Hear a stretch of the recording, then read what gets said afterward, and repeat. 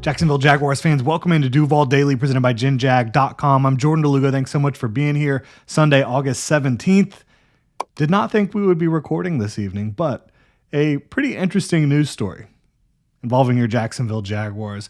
The Jaguars have traded with the New Orleans Saints. Yes, the same New Orleans Saints who they played against today in New Orleans and tied in preseason. Disappointing ending, but overall, pretty positive vibes coming from that game for the Jaguars. The Jaguars are trading for veteran defensive tackle Colin Saunders from the New Orleans Saints. Colin Saunders started against the Jaguars today, and again, according to Tom Pelissero, is now joining them. So that's pretty funny. The two teams tie today in New Orleans. Jaguars make a move for one of their veteran defensive players, and seeing the Jaguars make a move at the defensive tackle position, not a big surprise because, quite frankly, they could use some help. You've got Devon, who's going to be a big interior run defender, somebody who can push the pocket for you a little bit. You've got Austin Johnson, who is kind of similar in that same style of play. I think both of them can execute for you up front and, do their job, play the run. Neither is going to be like an explosive pass rusher in any way, shape, or form, in my opinion. But you also have Tyler Lacey, who has been playing a lot throughout training camp. You've got Jordan Jefferson. You've got Mason Smith, who has now been activated this week for the Jaguars, second-round pick last year, who has a ton of upside as a three-down player. Eric Armstead, who you're still waiting to see what the deal is there when he's going to be ready to play. Is this an indication that maybe he won't be ready to play as quickly as the Jaguars want? I don't know.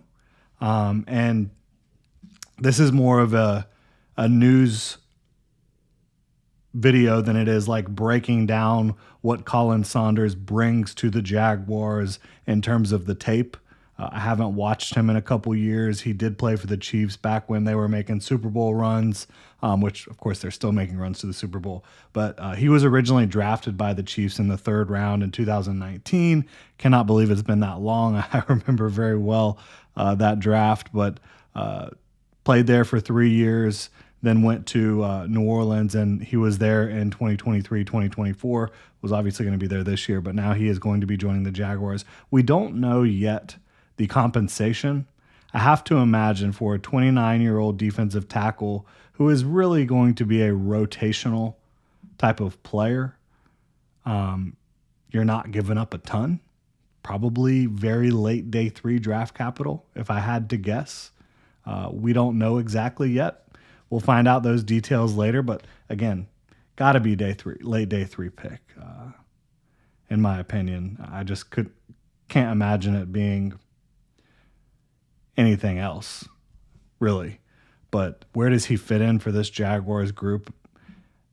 Again, the answer to that is kind of dependent on Mason Smith's health and Eric Armstead's health. If Mason Smith and Eric Armstead are healthy, you've got Devon Hamilton, Austin Johnson, Tyler Lacey, Jordan Jefferson. I would probably put Colin somewhere in the middle there. I would have him behind Mason Smith, Devon Hamilton, Eric Armstead, probably Austin Johnson again. Got to dive into the tape a little bit tomorrow morning for Colin Saunders, and we'll break down exactly what he's bringing to the team. But again, a 29-year-old defensive tackle, just turned 29 earlier this month, last week, so happy belated birthday. 6 feet, 324 pounds he's listed at.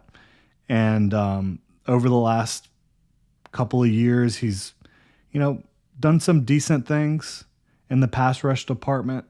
I think that he might bring a little bit more to your pass rush than some of the other guys, but he's also a very big body on the interior. He's played in the A gap. He's played in the B gap. So he's had a little bit of a varied role for the Saints the last couple years. And when he was in Kansas City, he was playing a lot more in the B gap. So that's more of that penetration style generally, but didn't get a ton of run with Kansas City after his rookie year. Was a rotational player, but not in a heavy rotation until 2022. He did start to play more for the Chiefs there. And then 2023 and 2024 played a lot for the New Orleans Saints. I think the Chiefs obviously drafted him to be someone that could be a starter for them. I think the Saints envisioned that as well. But I think at this point in his career, joining this Jaguars team, it's going to be as a rotational player. What type of rotational player will he be in this scheme? Again, got to dive into it more. But with the injuries that the Jaguars have at the position right now, or guys coming back from injury, I guess you should say, because Eric Armstead is, on the practice field working, not in team yet. Mason Smith on the practice field working, not in team yet.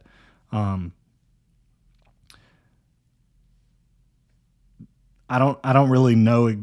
I don't think you make a trade at this point, August 17th, unless you think that this guy's going to make your team. And again, the Jaguars saw him today.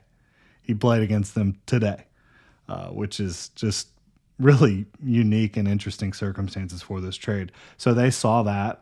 They saw what they saw today, and I think that they liked it enough to say, hey, can this guy help us get through this season?